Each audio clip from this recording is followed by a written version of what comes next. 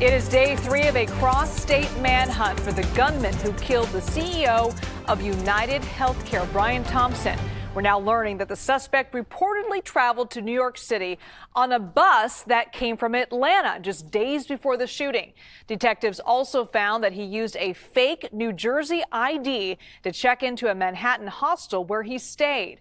We go now to CBS News senior coordinating producer on crime and public safety, Anna Schecter. She joins us to go over all of these new details. First, let's talk about the two newest clues, Anna. The suspect's bus ride to New York City and that fake ID he used to check into the hostel. How are police using these two pieces of evidence to help track down their shooter? Well, the bus trip is very helpful because it's a physical thing that investigators can take a look at. That's part of their casing. We know it originated in Atlanta. It's unclear when the person of interest boarded that bus. So that just gives you a sense of where we are in the investigation. There are a lot of tips that have come through with names, and investigators are chasing down all of those, but they still have not nailed down the name of the person of interest who took that bus ride, arrived in New York City, checked into that hostel using a fake New Jersey ID, and stayed for several days. He arrived on November 24th, so that's multiple days before police believe that the same person carried out the attack, Liz. And Anna, we know the victim, Brian Thompson, was shot in the back and the calf. What do police know about the gun that was used in the shooting?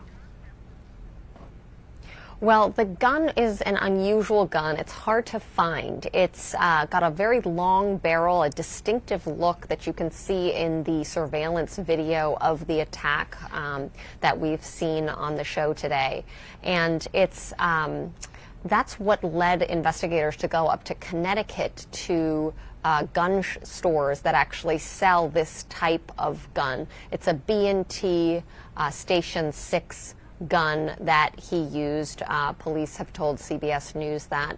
It has a silencer on it, so it's quieter. It doesn't make the same kind of sound when a shot is fired. And you saw in the video, we actually stopped that video before the shot came, but having reviewed the video, he fired multiple rounds. And of course, we know that on the casings and bullets, some evidence and clues towards a motive were found by investigators.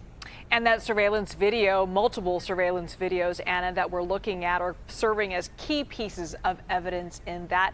How are police using the technology to try to locate this suspect? Well, the technology is key to this. What they're doing is they're casing the entire area, and that started happening as soon as the investigation kicked in.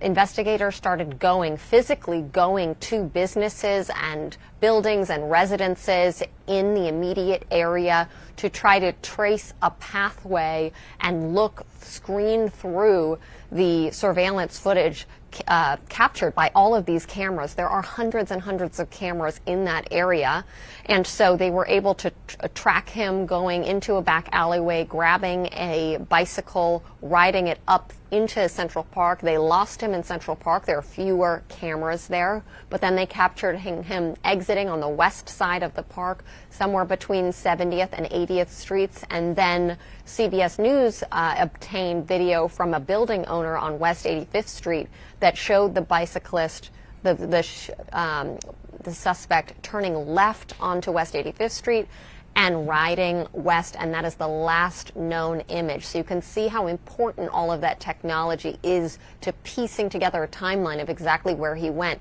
And still, despite all of that evidence, more than 200 images captured the suspect that morning on Wednesday morning. They still do not know where he is, and they do not have an identity on him. All right, CBS News senior coordinating producer on crime and public safety, Anna Schecter. Thank you so much, Anna.